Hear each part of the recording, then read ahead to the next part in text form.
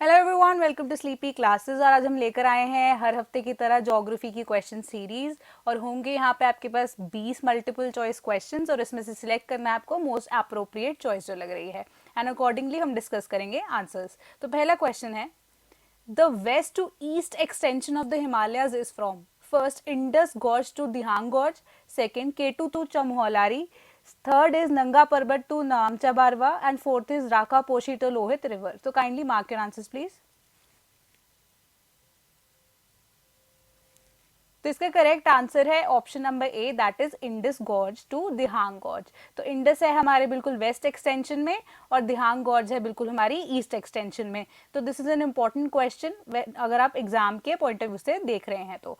The next question is, match the following planet की gases in the atmosphere. उसका एक आपको मिला हुआ है अलग से कॉलम एंड सेकंड आप कह सकते हैं कि प्लैनेट्स के नाम दिए हैं एंड नीचे हमारे पास कोड्स हैं जो ऑप्शंस दिए हुए हैं, आपको सिलेक्ट करने हैं अकॉर्डिंगली द करेक्ट कोड। तो प्लीज मार्क योर आंसर्स।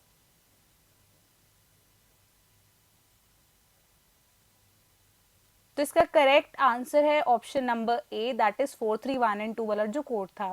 यानी कि हमारे पास जो वीनस पे मैक्सिमम जो गैस पाई जाती है that is carbon dioxide and nitrogen. Mars पे we have carbon dioxide, ammonia and methane. Saturn पे मिलती है हमारे पास हाइड्रोजन एंड हीलियम। जुपिटर पे we have hydrogen, helium, ammonia and methane. So the next question is, consider the following statements. A lapolith is an igneous intrusion which is saucer in shape. Second, a phacolith is a lens-shaped mass of igneous rocks occupying the crest of an anticline. Which of the above statement is or are correct? तो यहाँ पे आपको बिल्कुल ही focus होके या याद करने हैं लैंडफॉर्म्स जो फॉर्म होते हैं, आप कह सकते हो विद लावा या फिर इग्नियस जो हमारे रॉक्स होते हैं उसी के बेसिस पे। तो ऑप्शन है हमारे पास, option number 1 is one first statement only, option number 2 is second number statement, option number 3 is both 1 and 2 and fourth is neither 1 nor 2। तो इसका करेक्ट आंसर है option number C, that is both 1 and 2। तो हमारी दोनों statements ही हैं बिल्कुल correct. तो जब हम लैपोलिथ को डिस्क्राइब करते हैं तो लैपोलिथ जो है, जब हमारे पास मैग्मा निकल के आता है लावा से बाहर, लावा निकल के आता है सॉरी बाहर हमारे वॉल्केनो से, जब वो मैग्मा के तौर पे सेटल होना शुरू हो जाता है तो जो भी हमारे पास अर्थ में छोटी मोटी डिप्रेशंस के या वीकेस्ट पॉइंट से जहाँ से मैग्मा जाके होता है स्टोर, वहाँ से अगर सॉसर शेप जो है ले लेता है, वही हमारा जो इग्नियस जो रॉक्स की फॉर्मेशन उसी हिसाब से होती है, तो हमारा जो मैग्मा जम जाता है वहाँ पे, that is known as a lopolith. और फैकोलिथ की बात करते हैं तो डिफरेंट यही कॉन्टूअर्स के बेसिस पे या डिफरेंट जो है लाइंस में अगर हमारा लावा स्टोर हो जाता है, बन जाता है मैग्मा, तो उसको हम बोलते हैं फैकोलिथ। तो दोनों स्टेटमेंट्स ही हैं बिल्कुल सही। The next question is, with reference to Brahmaputra, consider the following. First, it is known as Sangpo in Tibet and Yamuna in Bangladesh. Second, Dibang or Sekang are the main right tributaries of Brahmaputra. Third, before discharging into Bay of Bengal, it merges with river Padma. Which of the above statement is or are correct?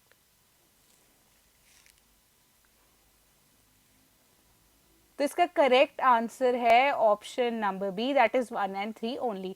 यानी कि option number statement number first and third जो है आपकी बिल्कुल correct. तो second statement incorrect क्यों है देखते हैं। दिबांग और Sikang are the main right tributaries of Brahmaputra. तो ये स्टेटमेंट गलत इसलिए है क्योंकि ये जो है हमारी मेन लेफ्ट बैंक ट्रिब्यूटरीज है, ना कि right bank tributaries. So the next question is, consider the following statements. In 1974, the island was ceded to Sri Lanka. Second, it is an uninhabited speck in the Park Strait northeast of Rameswaram.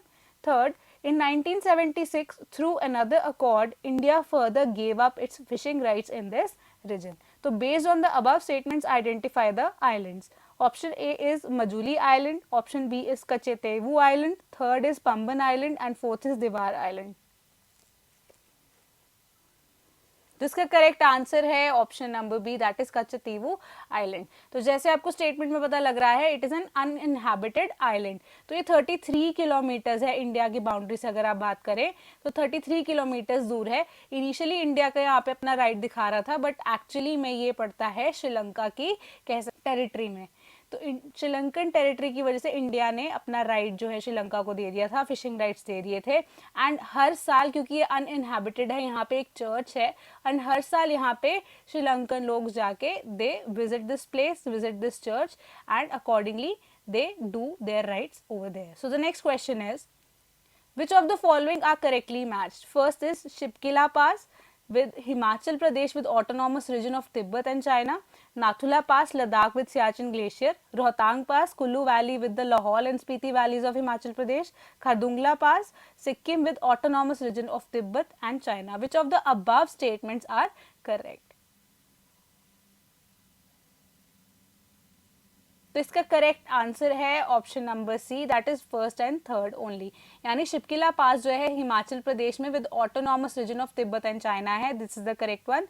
And third that is Rohtang pass, Kullu valley with the Lahaul and Spiti valleys of Himachal Pradesh. तो नाथुला जो है वो actually incorrectly matched है, तो इसका correct answer होना चाहिए था Sikkim with autonomous region of Tibet and China.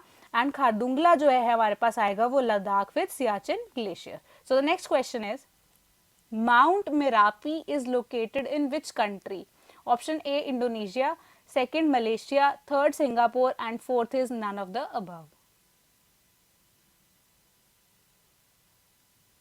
तो इसके करेक्ट आंसर है option number A, that is Indonesia.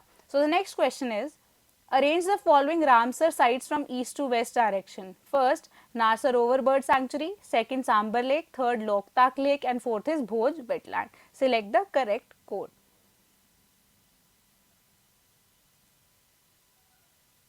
तो इसका करेक्ट आंसर है option number C, that is 3, 4, 2 and 1। East से वेस्ट हमें अरेंज करनी है, तो सबसे ईस्ट पे है we have Loktak lake, then we have Bhoj wetland, then we have Sambhar lake, and then we have Narsarovar bird sanctuary. तो अकॉर्डिंगली आपको सारी की सारी रामसर साइट्स के अगर नाम पता होंगे, that will be very much beneficial for you. And क्या क्या उनकी इंपॉर्टेंस है उनके ऊपर I will try to make a lecture and cover things up for you, तो साथ में आपको याद भी हो जाएगा accordingly. So the next question is consider the following statements with respect to Mount Everest. First, the new height is 86 centimeters less than previous measurement. Second, new height has been announced by India and Nepal. Which of the above statements are incorrect? यानी गलत statements इन दोनों में से कौन सी हैं? तो kindly mark your answers. तो इसका करेक्ट आंसर है ऑप्शन नंबर सी, यानी बोथ 1 एंड 2, यानी दोनों की दोनों स्टेटमेंट्स ही हैं गलत। तो देखते हैं क्या है सही। The new height is 86 centimetres less than the previous measurement, ये है गलत है। जो हाइट हमारी 86 centimetres more than the previous measurement. तो the new height has been announced by India and Nepal, तो ये गलत है, इंडिया इसमें था ही नहीं, that is China and Nepal. तो जो नई हमारी हाइट है दैट इज 8848 जो हमारी metres. Consider the following statements with respect to sericulture in India. First, India has unique distinction of being the only country producing all the 5 known commercial scale silks.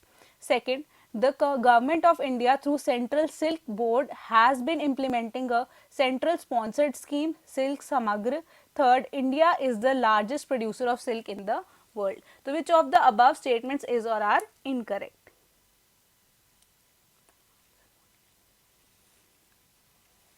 तो इसका correct answer है option number C, यानी 2 and 3 only, यानी कि 2 and 3 statement है हमारी गलत। तो जो हमारी सेकंड स्टेटमेंट है यहाँ पे हमारे पास सेंट्रल स्पॉन्सर्ड स्कीम नहीं है, ये जो है हमारी सेंट्रल सेक्टर स्कीम है, यानी कि सेंट्रल गवर्नमेंट ने अलग से जो सेरिकल्चर के लिए सेक्टर बनाया है उसके अकॉर्डिंगली ये स्कीम लॉन्च की गई थी। तो सेंटर ने स्पॉन्सर नहीं किया है, एक अलग से सेक्टर ही बना दिया जिसमें सिल्क सामग्र नाम की आप कह सकते हो एक स्कीम चल रही है। And India is not the largest producer, second largest producer है, फर्स्ट जो लार्जेस्ट प्रोड्यूसर है that is China. So the next question is consider the following statements. Large expanse of grassland with scattered trees and shrubs. Second, lying between tropical rainforest and tropical steppes and deserts. Third, having flat top trees. Which of the following vegetation type is characterized by these features?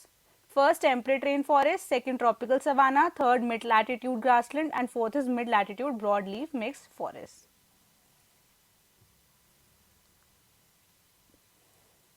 तो इसका correct answer है option number B, that is tropical savanna, यानी कि grassland की यहाँ पे बात हो रही है।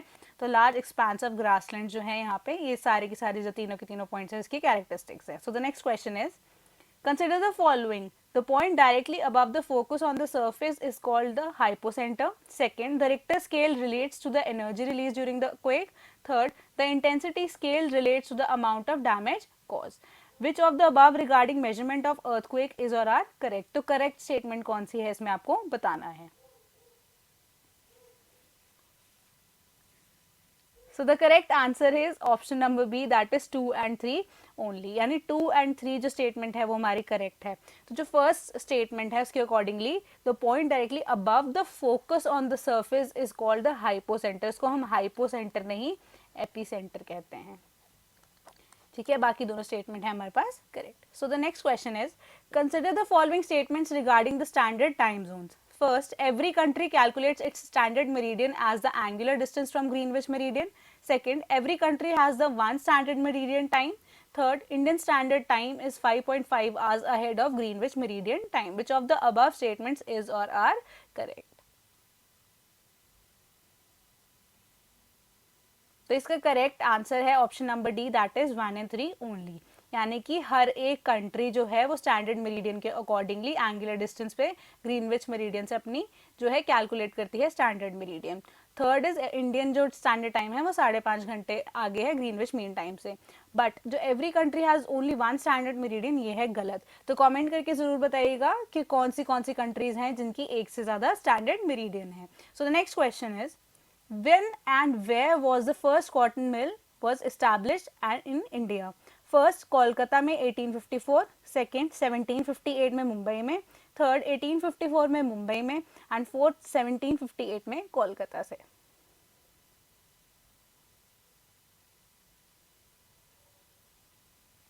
तो इसका करेक्ट आंसर है option number C, that is 1854 में मुंबई में। तो ये क्वेश्चन अगेन डायरेक्टली पूछ लिया गया आपसे एनसीईआरटी से। ठीक है, फर्स्ट मुंबई में हुई थी और सेकंड हुई थी हमारे पास गुजरात में। So the next question is, which of the following minerals is known as brown diamond? First iron, second manganese, third lignite and fourth mica.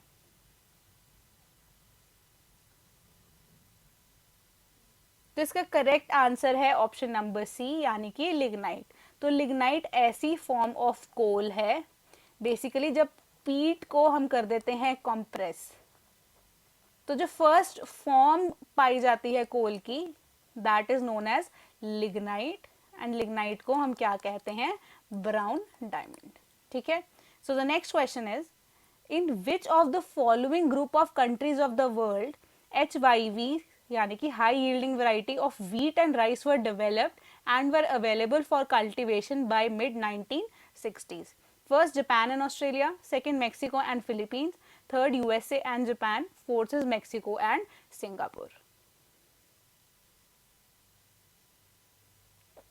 तो इसका करेक्ट आंसर है but obvious option number B, that is Mexico and Philippines. तो ये directly हम बात कर रहे हैं इंडिया में जब ग्रीन रेवोल्यूशन हुआ था, यानी कि 1960s की ही हम बात कर रहे हैं। तो उस टाइम पे जब इंडिया की इकोनॉमी बहुत ज़्यादा ख़राब हो गई थी, खाने के लिए लोगों के पास पैसे नहीं थे, तो इंडिया ने क्या किया था, अगेन USA की वजह से या USA की मदद से मेक्सिको एंड फिलीपींस में जो नए तरीके के HYV सीड्स थे वो हमने किए थे इम्पोर्ट, एंड जो भी हमारी एग्रीगेरियन जहाँ पे इरीगेशन पॉसिबल थी ज़्यादा से ज़्यादा, वहाँ पे हमने क्या किया, प्लांटेशन की व्हीट एंड राइस की, एंड हमारे पास क्या हुआ, green revolution. So the next question is, consider the following statements with respect to pet coke. First, pet coke is a final carbon-rich solid material that derives from oil refining.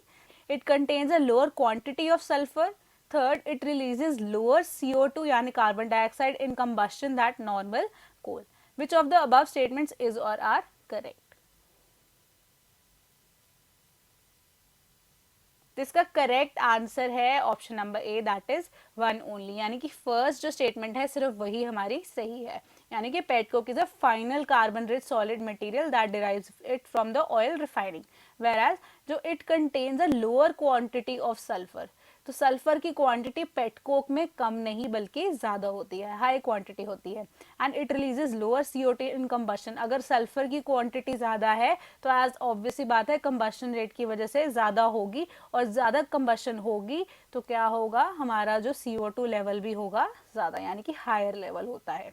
So the next question is, consider the following statements with respect to petrochemical industries. First, ethylene and propylene are obtained in the process of refining crude oil.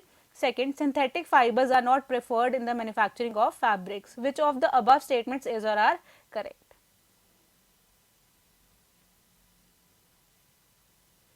तो इसका correct answer है but obvious option number A, that is one only. Correct statement इसमें है हमारा first statement. तो ethylene and propylene हमें सबको पता है कि पेट्रोकेमिकल इंडस्ट्रीज से ही डिराइव होते हैं, पेट्रोकेमिकल्स ही होते हैं। मेरा सिंथेटिक फाइबर्स जो हमने रेयन एंड ऑल डिस्कस किया था, are not preferred in the manufacturing of fabrics. तो ये स्टेटमेंट गलत है, they are very much preferred, क्योंकि बहुत ज़्यादा आप कह सकते हो लॉन्ग लास्टिंग है एंड साथ ही साथ चीप है, तो इसलिए हाई इन डिमांड है, इसलिए फर्स्ट स्टेटमेंट है हमारी सही। सो the next question is, consider the following: re-emergence of old fractures in the craton.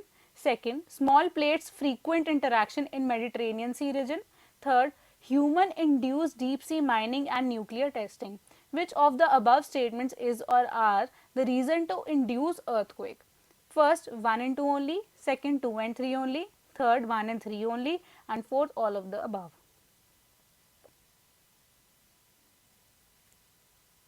तो इसका करेक्ट आंसर है option number D, that is 1, 2 and 3, यानी कि सारे के सारे जो हमारे स्टेटमेंट्स हैं ये हेल्प करती हैं या इंड्यूस करती हैं अर्थक्वेक। यानी डीप सी माइनिंग जब होती है या न्यूक्लियर टेस्टिंग होती है तो अर्थक्वेक होगा।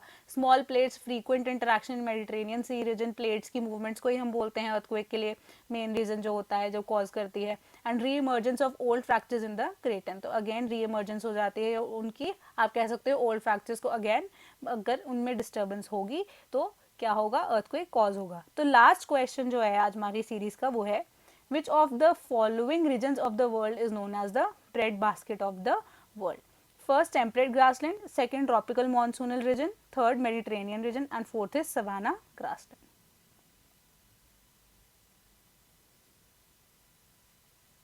तो इसका करेक्ट आंसर है option number A, that is temperate grassland. तो टेम्परेट ग्रासलैंड जो है वो हमारा लाई करता है डेजर्ट एरिया के पास, बेसिकली वेस्टर्ली बेल्ट पे।